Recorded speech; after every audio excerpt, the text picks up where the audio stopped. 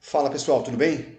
Neste segundo vídeo a gente vai continuar falando sobre periodização do treinamento esportivo e agora a gente vai enfatizar a periodização tradicional. Desde já peço que você se inscreva no canal se ainda não o fez e que você deixe o like nesse vídeo. Periodização tradicional, também chamada de periodização linear, é uma das abordagens mais clássicas e amplamente utilizadas no treinamento esportivo. Ela é especialmente eficaz para modalidades com uma única competição principal ou temporadas bem definidas.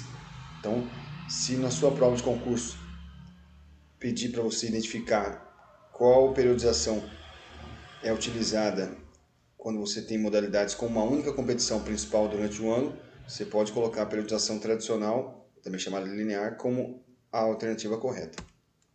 Estrutura da periodização tradicional.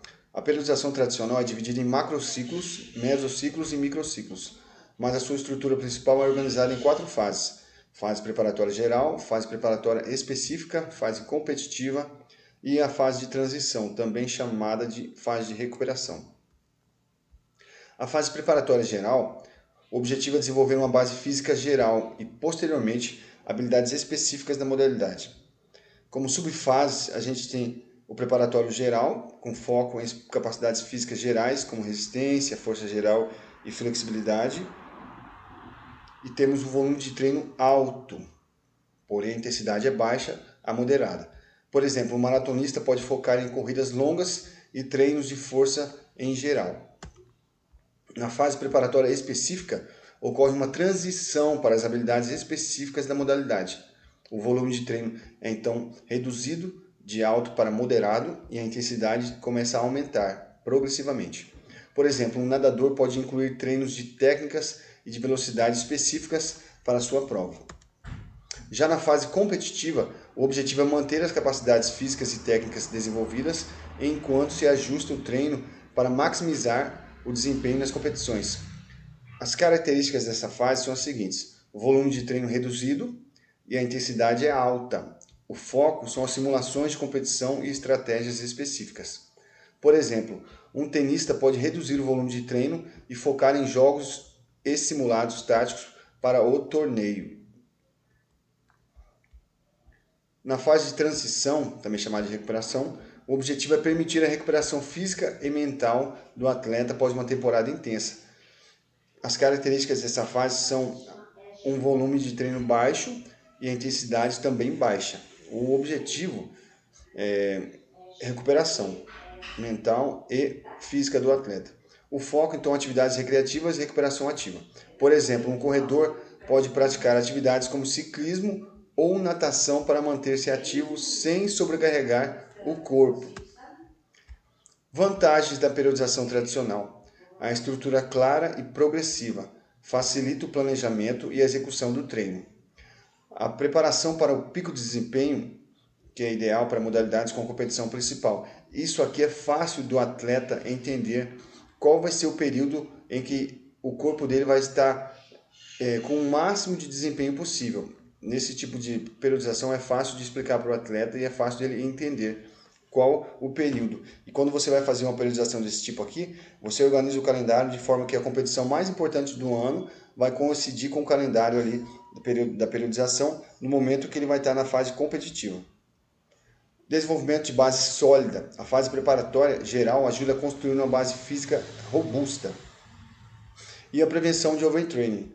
A redução gradual do volume e o aumento da intensidade ajudam a evitar a fadiga excessiva. Quando então utilizar a periodização tradicional? Ela é mais indicada para modalidades com uma única competição principal no ano, como maratonas, natação, com provas específicas, atletismo, como salto em distância ou lançamento de dardo. Modalidades também que tenham temporadas bem definidas, por exemplo, em esportes com uma fase competitiva clara, como futebol americano ou rugby.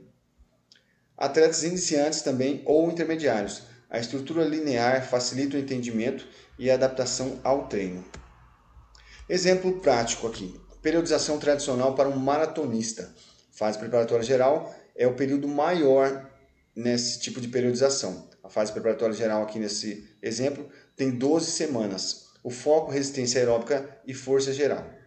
Treinos: corridas longas de 20 e 30 km, Treinos de força na academia, com exercícios com agachamentos, levantamentos. O volume de treino é alto, porém a intensidade de baixa a moderada. Então, aqui eu dividi por microciclos, né, semanais. São 12 nesse exemplo aqui.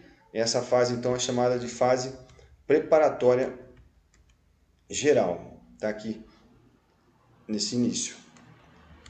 Fase preparatória específica de 8 semanas, o foco é velocidade e resistência específica para a maratona, com treinos intervalados, séries de 1.000 metros ou 2.000 metros em ritmo de prova.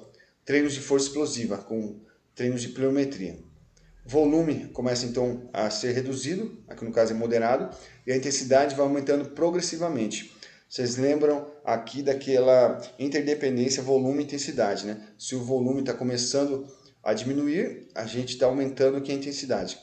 E a fase é esse aqui em azul, fase preparatória específica. Na fase competitiva, 4 semanas, o foco é o pico de desempenho para a maratona. Então, nesse período aqui é o período que ele vai estar com o máximo de desempenho de acordo com o treinamento planejado. Os treinos são simulações de provas. 30 km em ritmo de competição, com recuperação ativa. O volume é baixo e a intensidade é alta. Fase competitiva, então, de 4 semanas. E a fase de transição, que é a fase de recuperação, de 2 a 4 semanas. Eu coloquei aqui 4 semanas. O foco é a recuperação física e mental do atleta. Treinos, atividades leves, caminhadas, natação. O volume é baixo e a intensidade também é baixa. Algumas considerações importantes. Adaptação individual. A periodização tradicional deve ser ajustada às necessidades e características do atleta. Isso levando em conta aqueles princípios do treinamento esportivo, no caso aqui, a individualidade biológica. O monitoramento constante. É essencial acompanhar o atleta para evitar a sobrecarga e ajustar o treino conforme necessário. Isso em todo tipo de periodização, isso é o que deve ser levado em conta.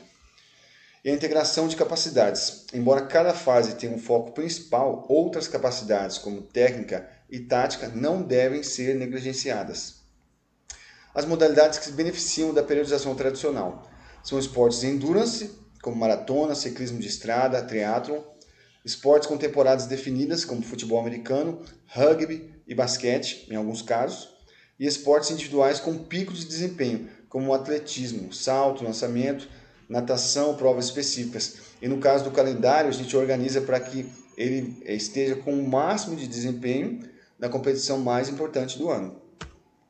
Conclusão. A periodização tradicional é uma abordagem clássica e eficaz, especialmente para atletas que precisam atingir um pico de desempenho em uma competição específica. Sua estrutura linear e progressiva facilita o planejamento e a execução do treino, além de ajudar a prevenir o overtraining.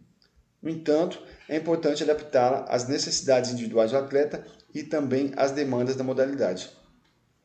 Eu espero que esse vídeo tenha ficado bem claro. Se você tiver alguma dúvida, pode colocar aqui nos comentários e eu responderei assim que possível. Um abraço, até a próxima e bons estudos!